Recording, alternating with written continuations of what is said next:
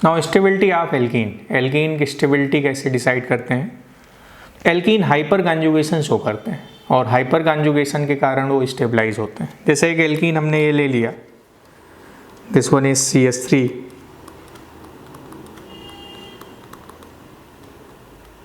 CH double bond CH2। Alkene के इस carbon का हाइब्रिडाइजेशन sp2 और sp2 से जुड़े पहले कार्बन को अल्फा कार्बन बोलते हैं और अल्फा कार्बन पर जो हाइड्रोजन है वो अल्फा हाइड्रोजन कहलाता है। अल्फा कार्बन sp3 हाइब्रिडाइज होना चाहिए, वो sp3 ही है।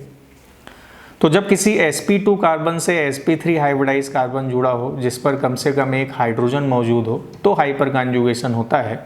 और हाइपर कॉन्जुगेशन या तो कार्बोकैटायंस में होता है या तो एल्कीन्स में होता है। इसी के कारण कार्बोकैटायन और एल्कीन स्टेबलाइज होते हैं। नाउ ये H निकल जाता है H+ के फॉर्म में, हाइपर कॉन्जुगेशन में H निकला H+ में, ये अपने इलेक्ट्रॉन इधर दे के गया ऐसे, तो इस कार्बन पे माइनस चार्ज आ गया। अब जो स्ट्रक्चर बनाना हो, दिस इज H, ये H+ में निकला, this is double bond CH and CH2 minus. अब अल्फा कार्बन से जुड़े सभी हाइड्रोजन सेम है, तो ये वाला भी H+ में निकल गया, CH2 double bond CH and CH2 minus. एक और स्ट्रक्चर ऐसे बना, H+ double bond CH and CH2 minus. तो दिस इज हाइपर कॉन्जुगेशन। और हाइपर कॉन्जुगेशन डिपेंड करेगा नंबर ऑफ अल्फा हाइड्रोजन पर। तो एल्कीन्स में नंबर ऑफ अल्फा हाइड्रोजन जितने ज़्यादा होंगे स्टेबिलिटी उतनी ज़्यादा होगी।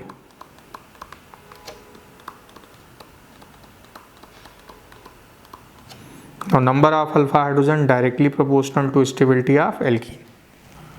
और स्टेबिलिटी ऑफ एल्कीन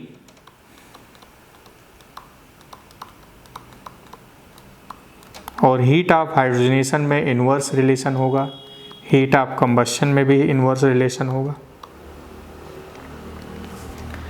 किसी एक मोल एल्कीन पर हाइड्रोजन का रिएक्शन कराने पर सैचुरेटेड हाइड्रोकार्बन बनता है और उस प्रोसेस के दौरान जो एनर्जी चेंज हो जाता है उसको हीट ऑफ हाइड्रोजनेशन बोलते हैं। अगर एल्कीन स्टेबलाइज होगा तो उसका हाइड्रोजनेशन स्लो होगा, अगर एल्कीन डीस्टेबलाइज है तो उसका हाइड्रोजनेशन फास्ट होगा। अब वेरियस एल्कीन्स दी जाएं और उसमें पूछा जाए किसकी स्टेबिलिटी ज़्यादा है किसकी कम है, तो अब उसको हम आसानी से सॉल्व कर सकते हैं। जैसे वेरियस एल्कीन दिया गया CH2 डबल बॉन्ड CH2 और this is CH3 CH double bond CH2, this is CH3 CH double bond CH3H. Now this is the cis alkene, this is CH3H H and CH3, this is again CH3CH CH3 and CH3, and again this is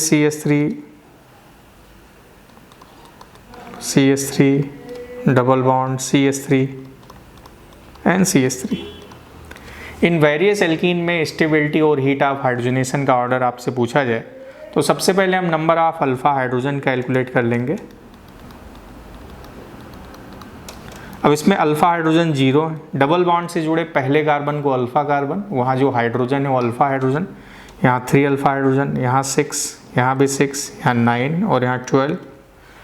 अब ये cis alkene है और ये trans alkene है।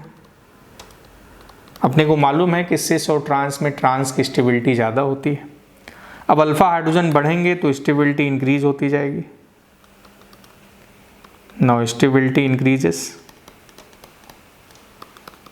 ऊपर से नीचे गए स्टेबिलिटी बढ़ती गई और स्टेबिलिटी जब बढ़ेगी तो हीट ऑफ हाइड्रोजनेशन डिक्रीज होता जाएगा। Now heat of hydrogenation decreases. So इस तरह से एल्कीन की स्टेबिलिटी और हीट ऑफ हाइड्रोजनेशन का कंपैरिजन हम आसानी से कर सकते हैं। हीट ऑफ हाइड्रोजनेशन को मैं एक बार और डिफाइन कर दूं कि कोई अनसैचुरेटेड हाइड्रोकार्बन है, इस पर हाइड्रोजन का रिएक्शन कैटलिस्ट निकल, पैलेडियम या प्लेटिनम के प्रेजेंस में कराने पर ये सैचुरेटेड हाइड्रोकार्बन में कन्वर्ट हो जाता है और इस प्रोसेस के दौरान जो एनर्जी चेंज हुआ या जो एनर्जी निकल गई उसको हम हीट ऑफ हाइड्रोजनेशन बोलते हैं। अगर ये एल्कीन स्टेबलाइज होगा तो इसका हाइड्रोजन से रिएक्शन नहीं होगा और इसका हीट ऑफ हाइड्रोजनेशन मिनिमम होगा। अगर ये डिस्टेबलाइज होगा तो इसका हाइड्रोजन से रिएक्शन बहुत ही फास्ट होगा और इसका हीट ऑफ हाइड्रोजनेशन मैक्सिमम होगा। So this is how we can compare stability and reactivity of alkenes.